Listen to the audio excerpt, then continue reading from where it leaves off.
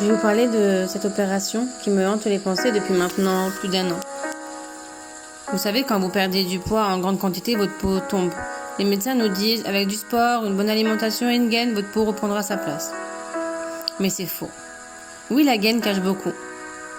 Mais quand tu te regardes dans le miroir et que tu vois tout ton corps en détail, tu dis c'est plus possible. Normalement, tu dois mettre un jean 38-40, mais avec la peau de ton ventre qui prend toute la place, tu dois mettre un jean 42-44. Alors oui, je ferai tout pour avoir cette opération, car je ne supporte plus de voir mon corps comme ça. C'est sûr, j'ai vu mon corps pire que ça, avant de faire cette opération. Je vous rappelle, je faisais 110 kilos, j'étais en obésité morbide, mais 110 kilos pour 1m59, c'est vraiment pas très joli à voir.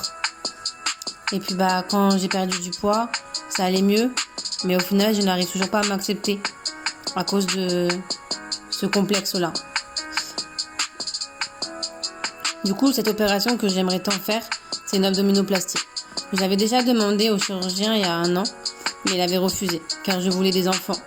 Mais maintenant, avec un peu de recul, j'en veux pas. Du moins, pas maintenant. Je préfère avoir une bonne santé que de souffrir encore et encore à la vue de ce physique. J'ai plus envie d'attendre. Donc oui, je continue à mettre des gaines ou des pantalons qui m'aplatissent tout ça, mais c'est pas une vie. Et vous savez, je le ferai pour moi en premier temps. Et en deuxième temps, je le fais pour toutes ces personnes qui osent juger le physique, mais qui savent pas ce que nous avons enduré. Vous savez, on montre pas notre mal-être. Mais au fond, on est mal quand on se regarde, quand on voit les gens nous regarder, quand on te fait une petite critique, tout simple.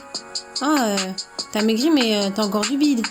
Ça nous rend mal au fond. Mais quoi qu'il arrive, je me battrai pour avoir l'autorisation et avoir une date afin que je puisse respirer et prendre plaisir d'acheter des vêtements. Car vous imaginez même pas, quand je rentre dans un magasin pour acheter des vêtements, c'est compliqué. Parce que du coup, un pantalon, j'en ressors sans rien. Si, au pire des cas, j'en sortirai avec un t-shirt, un manteau, mais pas de pantalon. C'est rare. Mais bon, je m'y suis habituée depuis le temps. Quoi qu'il arrive, de toute façon, la vie est un combat perpétuel. Il faut continuer d'avancer, de rester fort et souriant. Chaque objectif peut être réalisé.